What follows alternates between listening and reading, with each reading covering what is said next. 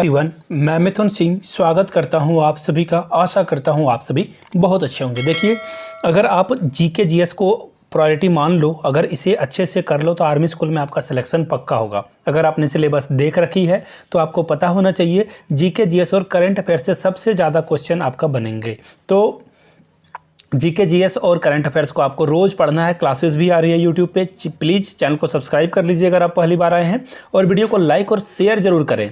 I repeat, like करने से appreciation मिलता है, जिससे मोटिवेशन मिलकर मैं और वीडियोज़ बनाने के लिए जो है प्रेरित हो जाता हूँ। तो चलिए क्लास को स्टार्ट करते हैं। और सबसे पहले यहाँ से आपको कुछ नाम के साथ में छोड़ना चाहता हूँ। ये आपको कुछ इमेजेस दिखाई दे रहे होंगे जिन्होंने पिछले दिन क्वेश्चन पूछे गए थे उनका सही आंसर इन लोगों ने किया है। तो इन सभी को टोकरी भर के बधाई। आगे ये अपने जीवन में खूब बढ़ें और खूब तरक्की करें। अगर आप अपना नाम देखना चाहते हो तो जो क्वेश्चन ऑफ द डे पूछा जाएगा उसका आंसर आपको कमेंट बॉक्स में करना है। तो चलिए पहले क्वेश्चन के साथ हम लोग बढ़ते हैं।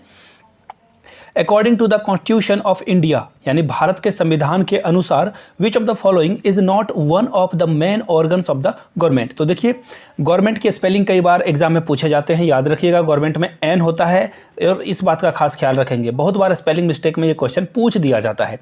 और एक और क्वेश्चन है जो कि पूछा जाता है बार बार, कमिटी के लिए। तो कमिटी में डबल टी डबल ई होता है, इस बात का खास ख्याल रखेंगे। कभी कभी एग्जाम में पूछ दिया जाता है कम्पिटेटिव एग्जाम में।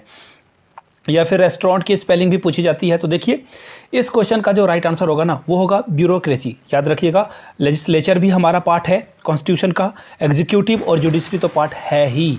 तो कुल जमा बात ये हो गई कि ब्यूरोक्रेसी जो है कॉन्स्टिट्यूशन ऑफ इंडिया का पार्ट नहीं है, यानी कि बी हमारा क्या होगा, राइट आंसर हो जाएगा। अगले क्वेश्चन की ओर बढ़ेंगे। उससे पहले आप लोगों से रिक्वेस्ट है, अगर आपने अभी तक लाइक नहीं किया है तो लाइक कर दो, लाइक कर देना है, सब्सक्राइब कर देना है आपको। देखिए, Which of the amendments of the following constitution has responsible for the deleting the right to property? बहुत बार ये क्वेश्चन आ चुका है। आई रिपीट, VVI क्वेश्चन बहुत एग्जाम में पूछा जा चुका है, जहां पर देखिए संपत्ति रखने का अधिकार यानी कि राइट टू प्रॉपर्टी को जो है क्या किया गया है, इसे फंडामेंटल राइट से हटा दिया गया है। याद रखिएगा, इसे जो है डिलीट कर दिया गया है, रिमूव कर दिया गया है। तो कौन से अमेंडमेंट के द्वारा इसे जो है डिलीट किया गया है, वो अमेंडमेंट कौन सा था? Which one? 43(1), 44, 48 या 52? तो इसका जो करेक्ट आंसर होगा ना, वो होगा 44। याद रखिएगा, 44 अमेंडमेंट के द्वारा जो है right to property is abolish. तो राइट आंसर आपका क्या होगा, बी के साथ आपको जाना था।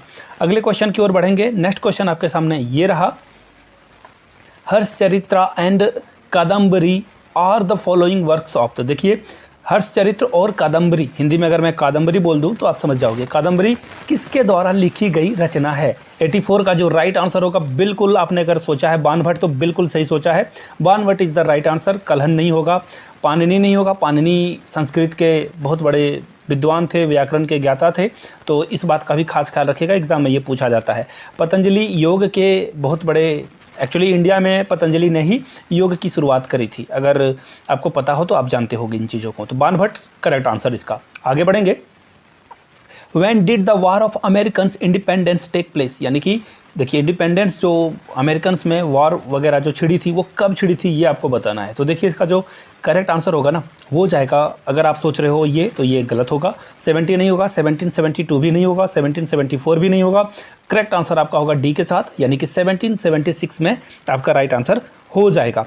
आगे बढ़ेंगे, और आगे बढ़ने से पहले छोटा सा प्रमोशन। अगर आप मेरे द्वारा शॉर्ट नोट्स लेना चाहते हो, जो कि लास्ट के 2 महीने में पढ़कर आप एग्ज़ाम क्रैक करना चाहते हो, तो 499 रुपीज़ का एक छोटा सा प्राइस रखा गया है नोट्स के लिए। आप यहाँ से मेरी ईमेल आईडी देख सकते हो, yourmithunsingh@gmail.com पे मेल कर लीजिए। If you are on Instagram then do follow me @imithunsingh। Paper आपको यहाँ पे प्रोवाइड कर दिया जाएगा। तो देखिए, पूछा गया है question, which of the following countries is not a member of SAARC. तो देखिए, सार्क का कौन मेंबर नहीं है? तो देखिए, सिंपल सी बात है, सार्क का जो मेंबर नहीं कंट्री है वो है, उसका नाम है मलेशिया।